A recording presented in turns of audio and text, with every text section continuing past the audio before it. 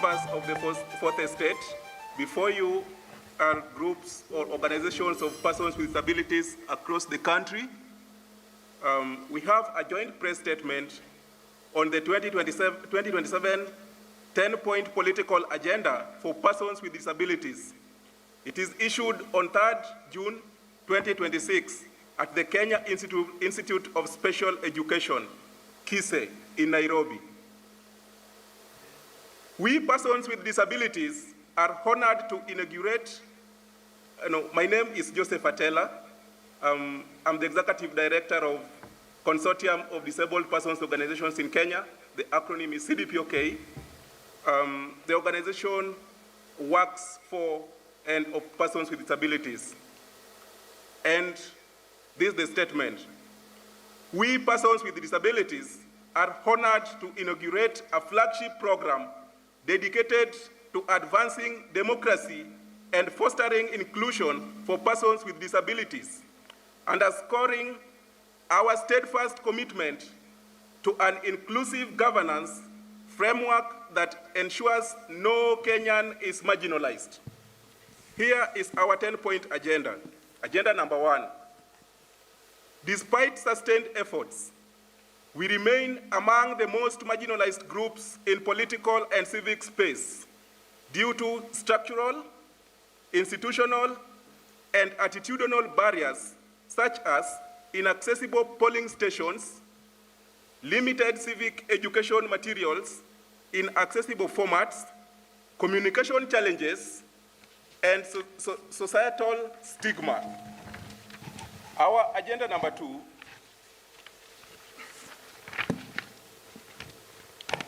Our Constitution, adopted in 2010, provides a progressive foundation for equality and inclusion.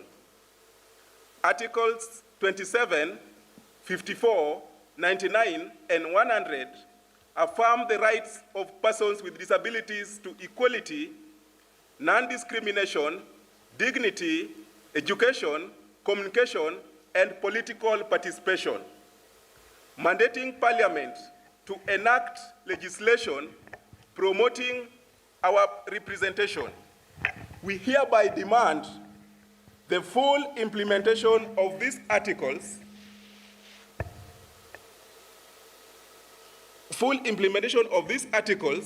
and other provisions in the Constitution pertaining to our rights and fundamental freedom as persons with disabilities.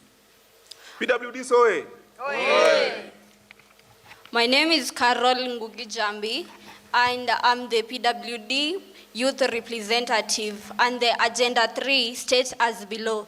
Building on this, we recognize the Kenya Kwanza Disability Economic Charter, a working document developed through extensive consultation with persons with disabilities, organizations, and stakeholders nationwide. However, it has not been fully actualized. We hereby demand a full implementation as a part of better agenda.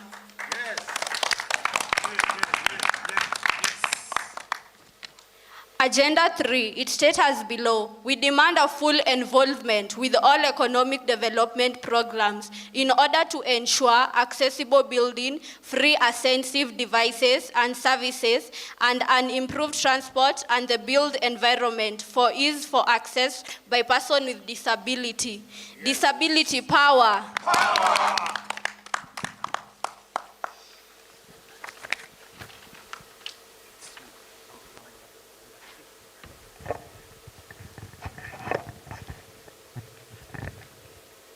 Disability hoye. Hoye. Disability hoye. Hoye. My name is Abdile, Chairman, Nairobi Deaf Association of Kenya. Persons with disability need to be fully engaged in order to explore their talent and innovation. We need to be involved in economic activities such as farming and trade through training in entrepreneur and business development service. We therefore call upon the relevant ministries, departments, and agencies, MDAS, county government working together with the National Council of Persons with Disability, NCPWD, to put in place measures to realize these goals.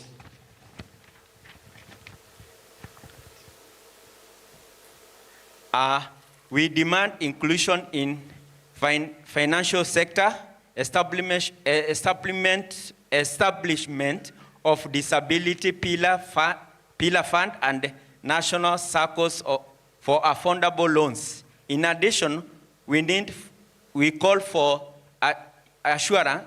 issuance of free business permit for trade with disability without harassment, reduction of exercise duty and automatic tax exemption for registered persons with disability. Moreover, language adoption with behavioral reform and paramount inclusion of provision of sign language interpreters in public institutions.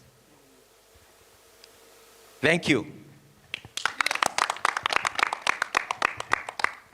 Walemavu power. Power. Walemavu power. Power.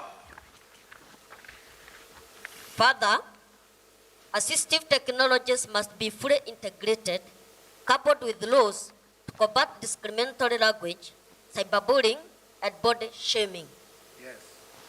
Education reform must focus on strengthening inclusive education and training, and that of provision of free sanitary products for persons with disability. Number 8, we recognize the promulgation of the new Persons Ability Act 2025, National Disability Policy, and the ratification of African Disability Protocol. We hereby demand their full implementation, and in particular, the development of the regulation for the implementation of the Persons with Disability Act 2025. Power. Power.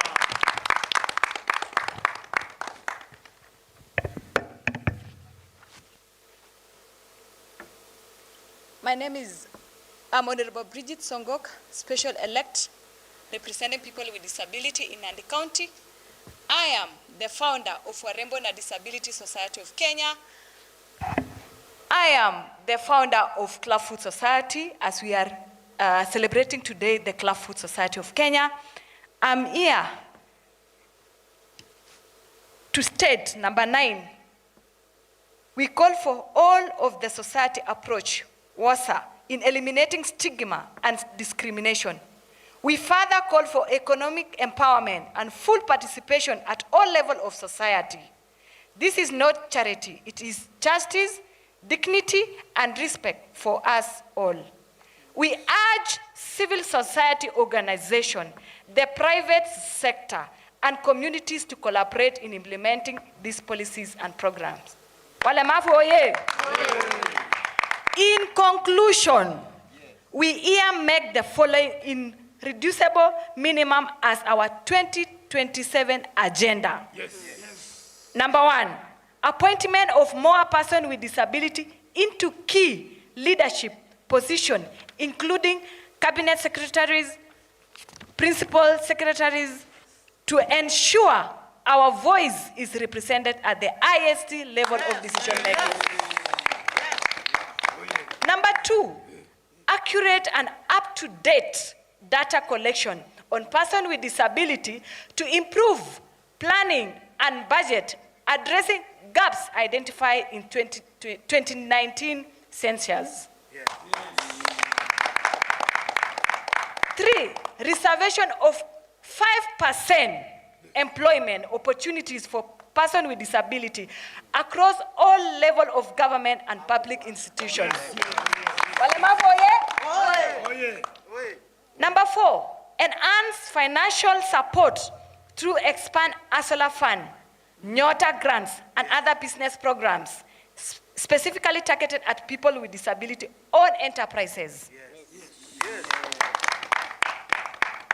Number 5, full implementation of the policies and act caregivers support, including tax reveals for parents and caregivers of children with disability. Oh yeah?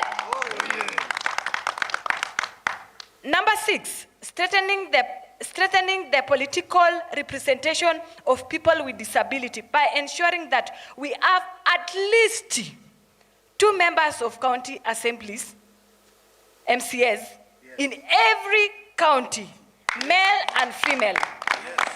4 members of National Assembly, 2 male and female, a cabinet secretary, 4 principal secretaries, and 4 ambassadors, among other positions. It is sad to note that since independence, no people with disability has ever been appointed to a cabinet position. Walemavu oye?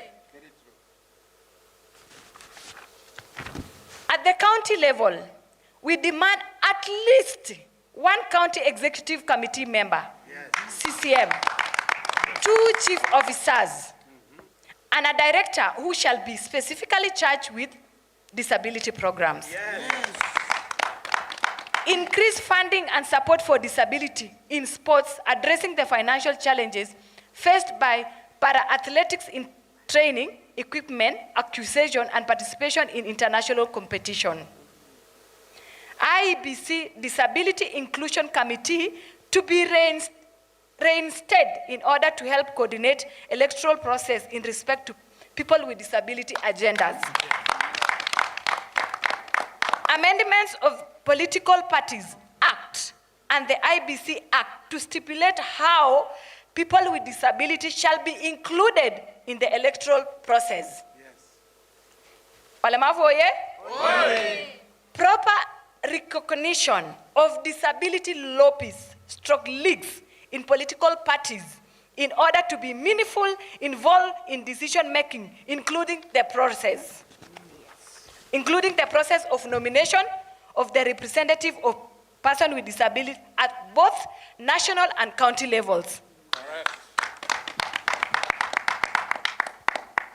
And I'm concluding by saying, together we can build a Kenya that truly reflects our constitutional values, a nation where every voice counts, every person is empowered, and no one is left behind. Walemavu oye?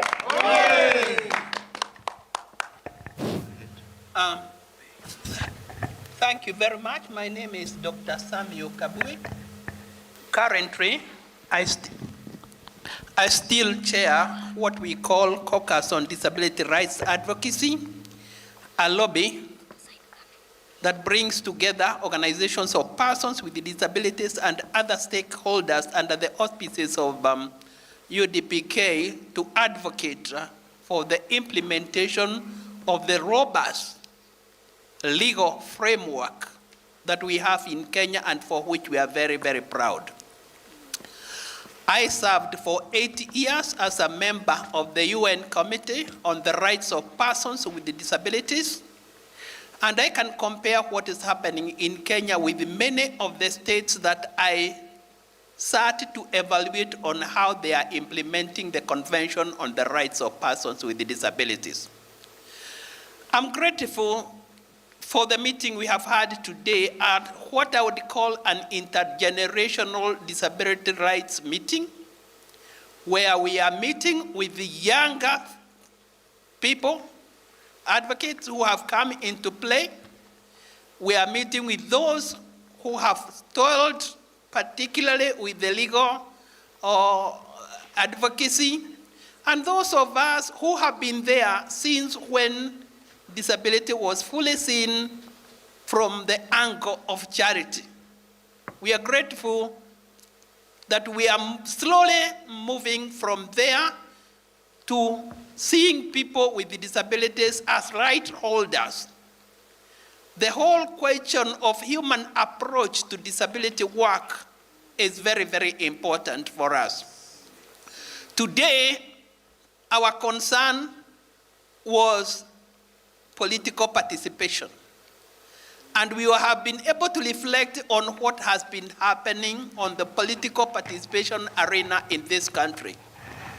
Remember, participation of persons with disabilities in political processes is supported by the 2025 Persons with Disabilities Act the 2024 policy, the 2010 Constitution, and most important, the Convention on the Rights of Persons with Disabilities, which Kenya has ratified, and which therefore has become part of the laws of Kenya.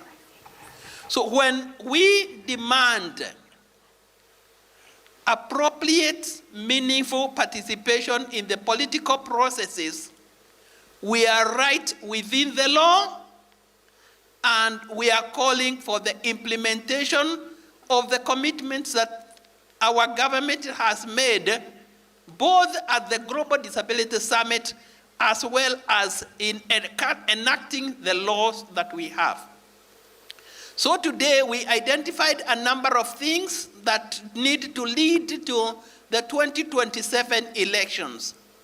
First, we want IEBC to reinstitute the Disability Inclusion Coordinating Committee so that it can assist in civic education among people with disabilities, and also to guide IEBC on participation of persons with disabilities. We want persons with disabilities to be in the front in deciding how they are going to be treated within the election process. The second thing that we have reflected on is the participation of persons with disabilities in the political parties. We know and we understand that a number of us people with disabilities have not fully participated in political parties. There may be many reasons for that, but even those who have participated, we have failed to be adequately recognized. We do have disability lobbies, particularly in the major parties like ODM, like UDA, and we want to see those lobbies recognized and given access to the highest authority in the parties so that they can express their position on how they would like to see governance in this country. We also would like to see these lobbies participate in assisting our political parties in identification of appropriate representation in Parliament. We want to see people with disabilities represented by people they recognize and the people they have themselves have had a hand in appointment. So, and we say this fully aware that entry into political place must be through political parties. So people with disabilities must be members of political parties, and when we are there and we have formed these political disability lobbies, we want those lobbies to be recognized and to be given their rightful place and to be allowed to have a say in the nomination of disability representatives. And we are talking about this in regard to representation at the Parliament and at the county assemblies, where we have had quite a bit of a problem with more than 20 counties failing to have nominated persons with disabilities in the last elections. We are aware that there are legal handles on some of these things. For instance, the IEBC is not allowed to tamper with the political party list, and even if the list is narrowing down, putting people with disabilities on the last point, number 8 and 7, the IEBC is not able to do anything about that. We want in the legal amendment to ensure that there is a way to ensure that people with disabilities are properly represented both at the National Assembly and at the county levels, as is the case in the Senate, where we have always had 2 people, a man and a woman, represent people with disabilities. We are also calling for all the players in this area to involve persons with disabilities in deciding, accessibility in voting, accessibility in the campaign, accessibility in being able to stand for elections and to be elected. These are some of the things that we have been discussing today, and we look forward to more interaction with the Office of the Political Parties Registration, with IEBC, and with all other stakeholders in this field, so that as we prepare for 2027 elections, persons with disabilities have a voice and a place. So we call for open doors in all these offices. As we knock, we continue to knock in our advocacy work. And remember, even in our knocking, we are supported by the robust legal framework that we enjoy in this country. Thank you very much. Comrades, oye. Oh, yeah. Talking about us with Comrades, oye. Oh, yeah. Walemavu. Oh, And in conclusion, we say, nothing without us. Thank you.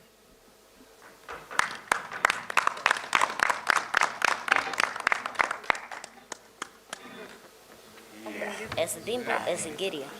Leave it.